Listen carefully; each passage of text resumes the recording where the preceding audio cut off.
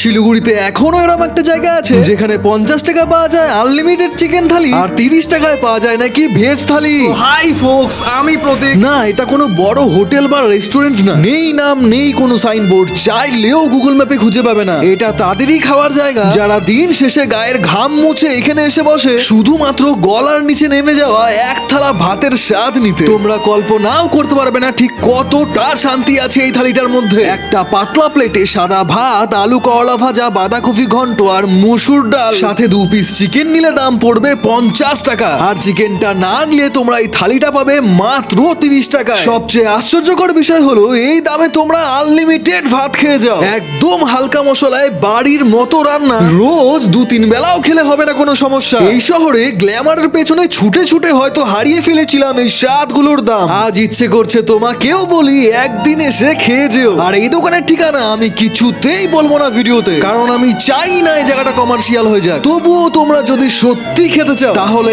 এখনই আমায় ফলো করে কমেন্টে লেখো লোকেশন। প্রমিস করছি আমি তোমায় পার্সোনালি মেসেজ করে লোকেশন পাঠিয়ে দেবো। খাওয়া দাওয়ার শেষে বুঝলাম এটা শুধু খাবার না, এটা একটা অভিজ্ঞতা যেটা শুধু চোখে দেখে নয়, মনে রেখে যেতে হয়।